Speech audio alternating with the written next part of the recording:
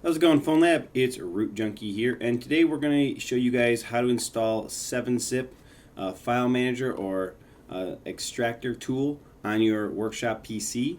And this is a site right here. It's real simple to work with. We're just going to go ahead and download the ones for Windows. So that's what this is for, since we're working with Windows. Most of the time you're going to need the 64-bit. Unless you have an older Windows computer, you might use 32-bit. But if you're on Windows 10, it's pretty much 64. So we're going to go ahead and click this guy and download that file. And it downloads this exe right here, okay? So we're going to open up the exe and we're going to go through the install of the program. It's very simple. Just click the buttons and it will install this file manager for you. Okay, so it's installed. Hit close. Now, what we're going to do is we're going to come over here and show you how 7-zip functions, and it does a lot. It lets you look at archives of lots of file types. Okay, so just to show you one, let's go into Samsung, and here is a file with a zip extension. See it? Type zip file. So the last 3 digits are the zip, or the last 3 numbers here, or letters. So if you right click it, you have this 7-zip option now, and you can open the archive. Okay, and then this allows you to extract things, but you can also double click the archive here, and you, without even extracting it, if you want to just view it, you can go ahead and do that as well, and it'll view it here in 7-zip file manager, which is really nice because maybe you don't want to extract everything out of the zip file, you only want to extract parts of it, and you can do that by doing this process right here. So 7-zip is something that we work with all the time, doing phone repairs, because we deal with a lot of zip files and firmware and things like that.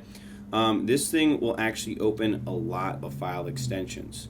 Okay, so 7-zip, you can have a 7-zip file extension, you can have a zip file extension, or whatever. So now here you can see everything that's in that zip file. You can still extract it if you want to do that and put it in a folder, or you can just close things out. Okay, the other thing that I wanted to show you is another thing you can look at. So for example, let's find, okay, so these are tar files that all end with an MD5. Okay, so if you right click this guy, open archive, and you can see what's in an tar or an MD5 file. See, pretty cool, and you can extract it. So again, like I said, any kind of archive, for the most part, 7-zip will allow you to view it and access those files. This will also open RAR files, or .rar files, which are basically zip files. And what about this one right here? Open with. And there you go. So you can see what's in it, and you can extract things individually or whatever.